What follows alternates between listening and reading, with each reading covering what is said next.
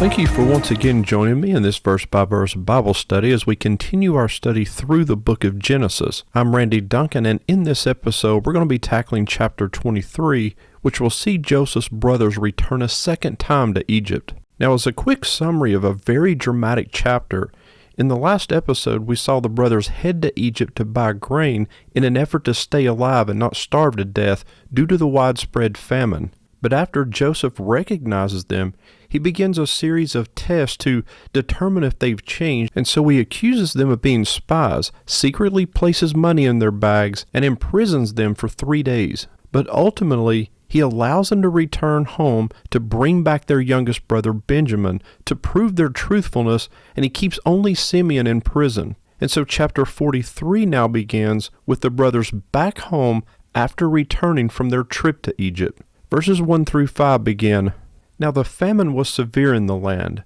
and when they had eaten the grain that they had brought from Egypt, their father said to them, 'Go again, buy us a little food.' But Judah said to him, 'The man solemnly warned us, saying, You shall not see my face unless your brother is with you. If you will send our brother with us, we will go down and buy you food. But if you will not send him, we will not go down. For the man said to us, You shall not see my face unless your brother is with you.' And so we quickly learned that the grain they had brought back from Egypt was about to run out. Their provisions are once again coming to an end.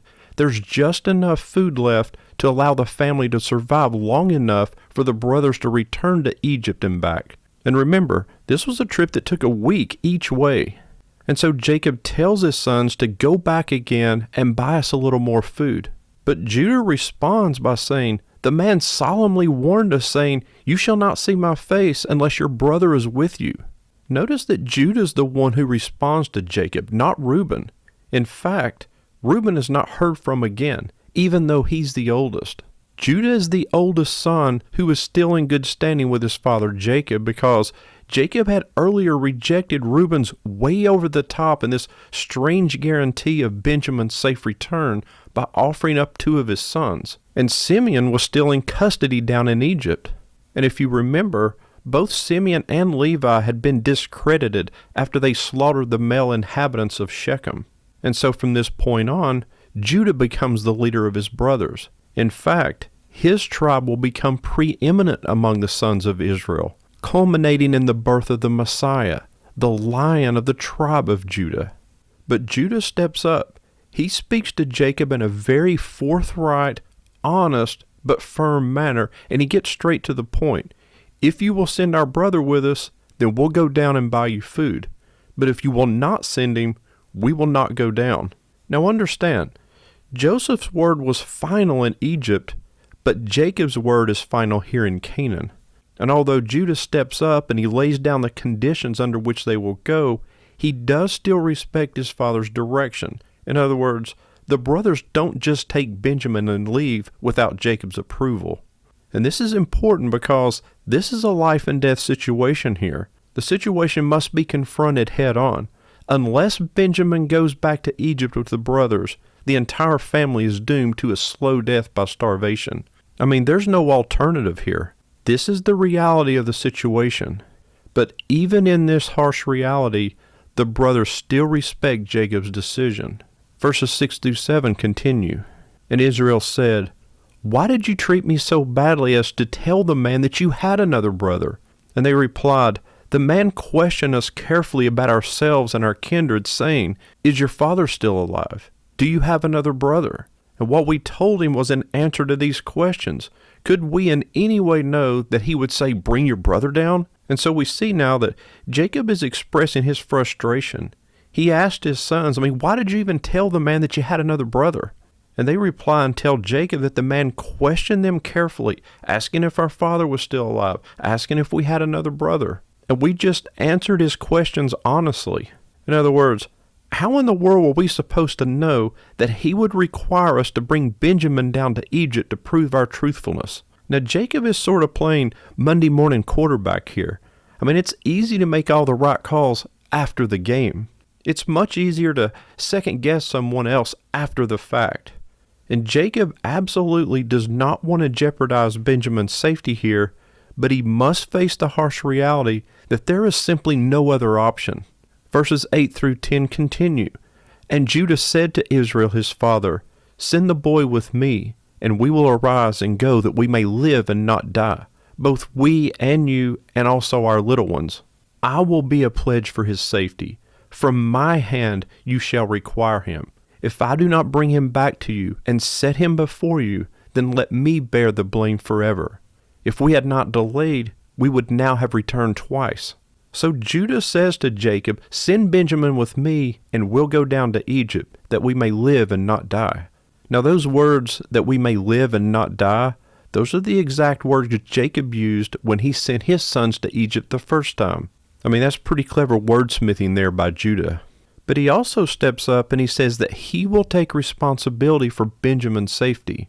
Unlike Reuben, who offered to kill two of his sons, Jacob's own grandsons, if anything happened to Benjamin. This was a genuine, sensible pledge. He says, I will be a pledge of his safety. From my hand you shall require him.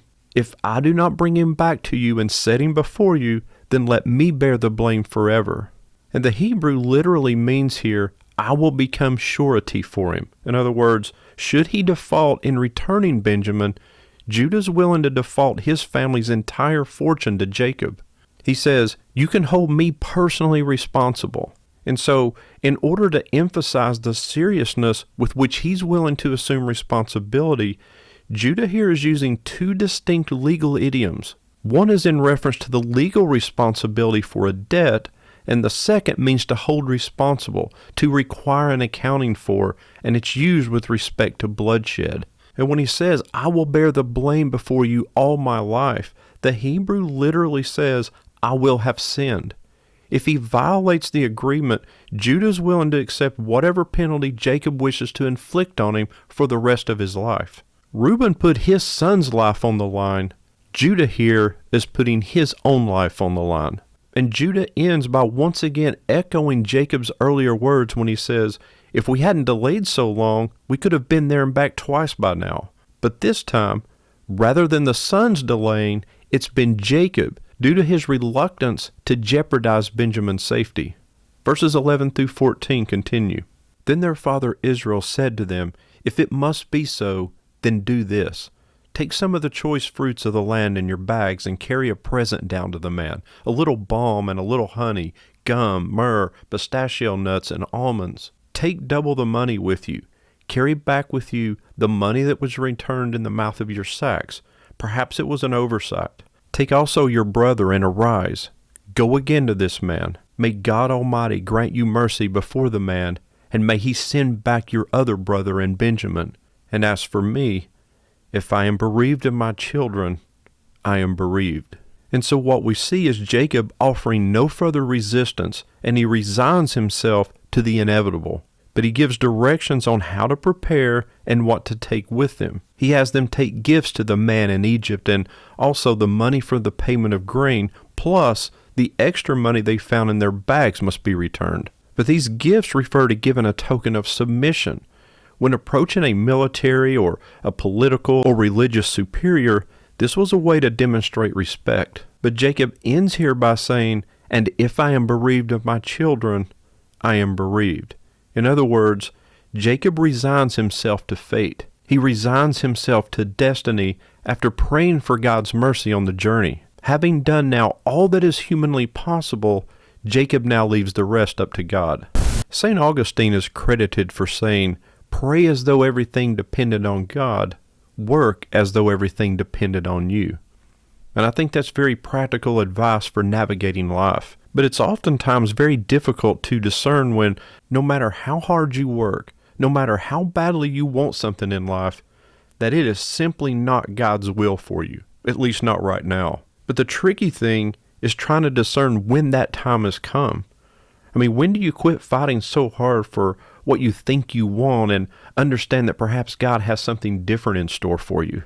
As I've grown older and after experiencing a few instances of God obviously stepping in and saving me from mistakes, I've learned to more often simply pray and pour out my heart to God and to say, God, this is what I think I want, but if it's not what's best for me and my family, Since you can see the future, I pray that you put up a barrier that I cannot overcome, despite my best efforts to do so. And I will praise you, and I will thank you either way. And at some point, we must learn to recognize that there's no reason this hasn't worked out yet.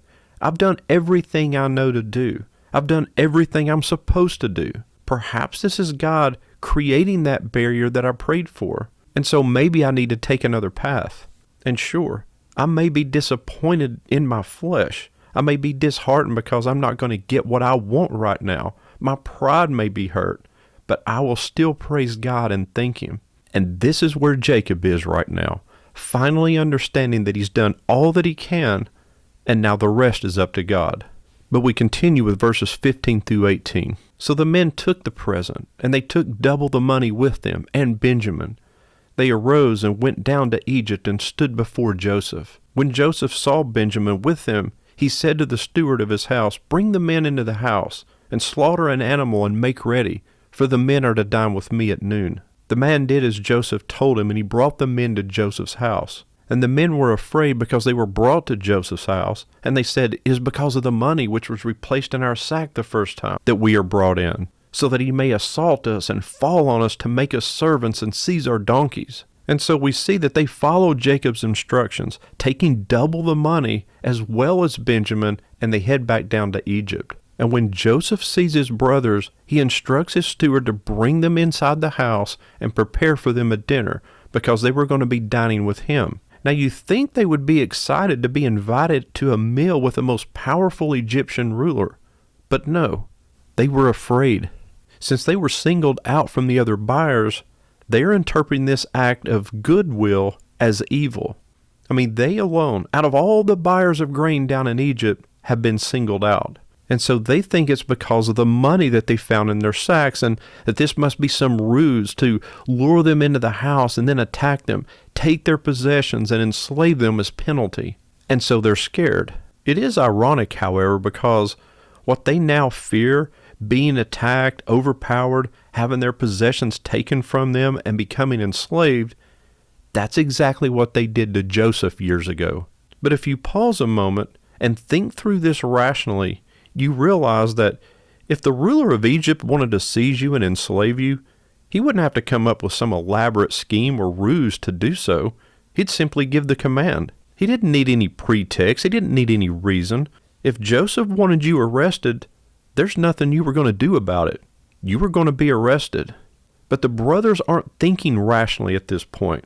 They're very emotional, and they don't understand what's happening.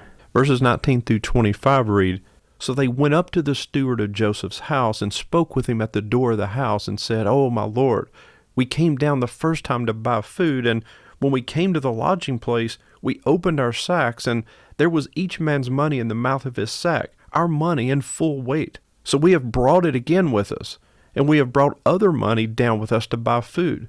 We do not know who put our money in our sacks.' And he replied, 'Peace to you. Do not be afraid. Your God and the God of your father has put treasure in your sacks for you. I received your money.' Then he brought Simeon out to them. And when the man had brought the men into Joseph's house and given them water, and they had washed their feet, and when he had given their donkeys fodder, they prepared the present for Joseph's coming at noon, for they heard that they should eat bread there. So Joseph's brothers lose no time in telling their side of the story to the house steward. They explained that they had simply come down to Egypt to buy food, and when they later opened their sacks, their money was still there. But now, they've brought it all back. They're returning it, along with more money to purchase additional food.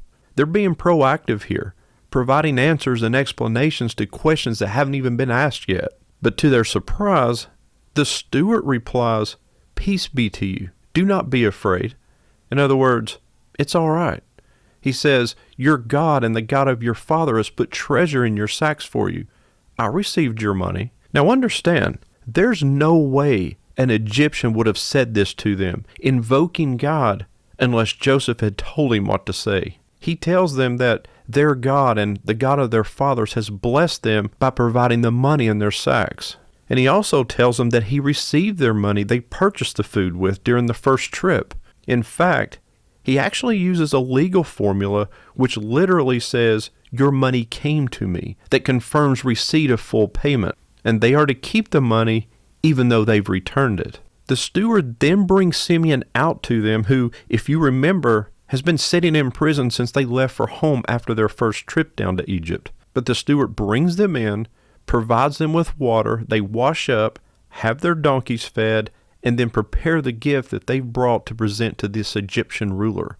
Verses 26 through 30 read, "When Joseph came home, they brought into the house to him the present that they had with them, and bowed down to him to the ground. And he inquired about their welfare and said, 'Is your father well, the old man of whom you spoke? Is he still alive?' And they said, 'Your servant our father is well. He is still alive.' And they bowed their heads and prostrated themselves. And he lifted up his eyes and saw his brother Benjamin, his mother's son, and said, 'Is this your youngest brother, of whom you spoke to me? God be gracious to you, my son.' Then Joseph hurried out, for his compassion grew warm for his brother, and he sought a place to weep. And he entered his chamber and wept there. So when Joseph returned home, the brothers bring in the gift that they'd prepared for this Egyptian ruler, and they bowed down before him. And the fact that they bowed down to him is important here, because now that Simeon is back with them, all 11 brothers are together. And so Joseph's boyhood dream of all his brothers bowing down to him is now fulfilled. Joseph then asked about their welfare and the welfare of their father, and he asked them if their father is still alive. The Hebrew here actually reads, "Is there peace with your father?" which is a question about his total well-being. And I would think that Joseph may have been a little bit nervous to hear the answer to that question. I mean, if it had been the case, that would have been a tough and probably a really sad way to learn that your father had died. But the brothers respond by telling Joseph that their father is alive and well. And at this, they once again bow themselves before Joseph. Now this time, their bowing probably takes on a different connotation than the first time. This is either a sign of appreciation to Joseph for asking about their father, or more as a physical gesture of gratitude to God, sort of the physical equivalent of saying a verbal, "Thank God." But Joseph then looks up and sees Benjamin, the youngest brother, and he asks him if this is indeed the youngest brother about whom they spoke. Remember, Joseph had a special bond with his brother Benjamin because Benjamin was his only full brother from his mother Rachel. The other brothers are his half-brothers. But upon seeing Benjamin, Joseph can no longer hold it together emotionally. And the text tells us that Joseph hurried out, for his compassion grew warm for his brother, and he sought a place to weep. And he entered his chamber and wept there. So underneath the cloak of Egyptian appearance, Joseph's love for his family is still strong. And the way the Hebrew actually reads, it paints the picture that Joseph was overcome with feelings. He's on the verge of tears, and he can find relief only through tears. In fact, as we'll see, over the course of these 3 chapters, Joseph will have to leave the room to weep 3 different times. And it really shows how powerful emotions can be at times. I mean, even for the strongest and most powerful of men. I mean, consider everything Joseph has been through over the last several years. I mean, he's been betrayed by his own brothers, stripped and cast into a pit, sold into slavery, wrongfully accused of attempted rape, cast into prison, and then forgotten about. And throughout all of that, this is the first mention of him shedding any tears. Never let anyone tell you that tough men don't cry. Jesus was the strongest person to ever live, and even he wept. But notice what causes those most intense emotions? Relationships. Love. Both for Jesus and for Joseph. But we close out this chapter with the last 4 verses, verses 31 through 34, which read, "Then he washed his face and came out, and controlling himself, he said, 'Serve the food.' And they served him by himself, and them by themselves, and the Egyptians who wait with them by themselves, because the Egyptians could not eat with the Hebrews, for that is an abomination to the Egyptians. And they sat before him, the firstborn according to his birthright, and the youngest according to his youth. And the men looked at one another in amazement. Portions were taken to them from Joseph's table, but Benjamin's portion was 5 times as much as any of theirs. And they drank and were merry with him." So after having to rush out of the room to weep, Joseph re-enters the room after composing himself, and he instructs the steward to serve the meal. But notice, this is not like a normal family meal, like everyone sitting around a Thanksgiving or a holiday meal. Not at all. Joseph sits by himself. The stewards sat by themselves, and the brothers by themselves. Now Joseph probably ate by himself due to his exalted status. But the other Egyptians would not eat with the Hebrews because they considered that an abomination. The Egyptians regarded themselves as a superior race. They had a feeling of racial and cultural superiority, which led to contempt for foreigners because they considered them unclean. I mean, they looked at shepherds and Israel's form of worship as detestable. In fact, the Greek historian Herodotus reported that because cows were taboo to Egyptians, but they were eaten by Greeks, the Egyptians would not even kiss a Greek.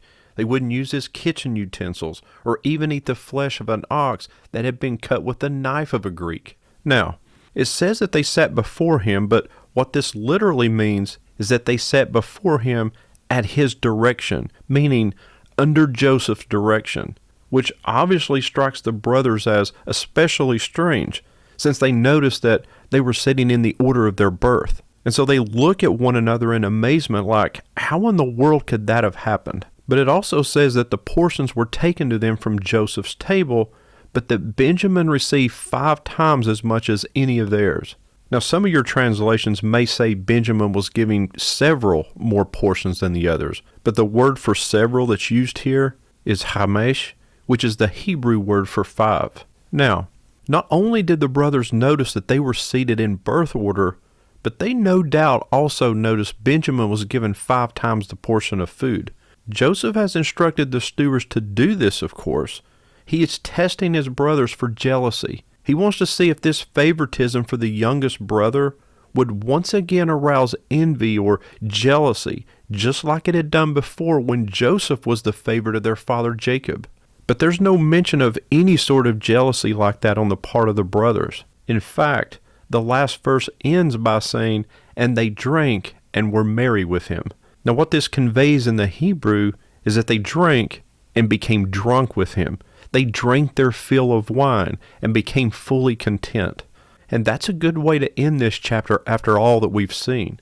But Joseph is not finished testing his brothers, as we're going to see in the next chapter. But until then, step back for just a moment and consider how God has orchestrated all of these events, from Joseph's sale into slavery, to his rise into power, to the great famine, and Jacob refusing to allow Benjamin to go down to Egypt, while Joseph insists that he does.